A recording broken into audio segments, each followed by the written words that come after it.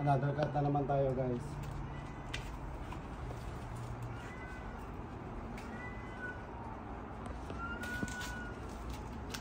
So, ayan na ulit. Kuha lang tayo ng kuha. So, sa ngayon, ito na po yung nakukuha natin na grapes or ubas sa atin. Again. So, meron pa mga iba doon. At samahan nyo ulit ako. Medyo na masukal lang yung lugar, pero ayan. Siyempre dito naman.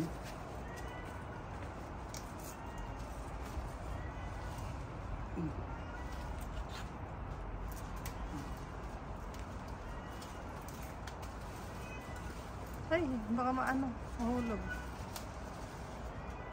Ay, medyo malaki yan ah. Medyo malalaki na. Tandaan niyo baka mahulog. Ay, oo, medyo malalaki nga. Ayan guys. Ayan, medyo nahulog yung iba. Ay, nahulog mo, sayang. Parang ang sarap oh. Wala nang hugasan. Di ba? Uy, pinakano mo yan sa aso yung ano mo, gloves. Kami siya. Meron pa? Meron pa.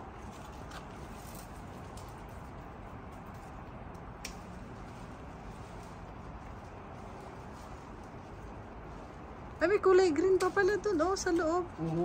Ayun, oh. Yan, meron tayong mga maliliit.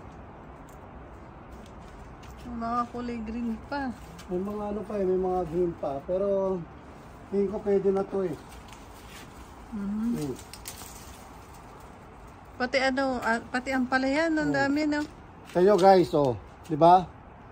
Okay na siya. Wala nang hugas-hugas. At seedless siya, in fairness ha. Tamis nga.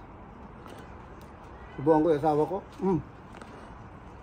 Ayaw niya. Hindi na kailangan ng hugas-hugas.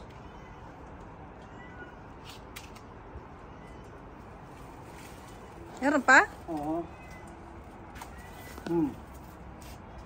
Di ba? So, uy, green pa yan ah. Hindi, okay na yan. Oh.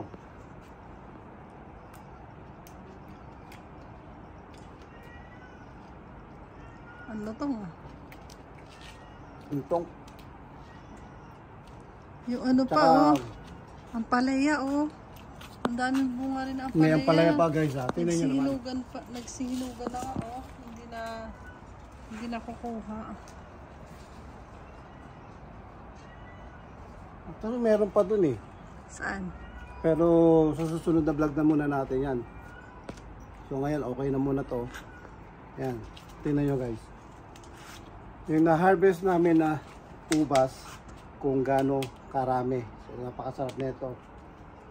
So sino kaya actually pamimigay ko yung iba nito. Kaya kung sino yung may gusto, yan, comment lang kayo down below. Bye guys!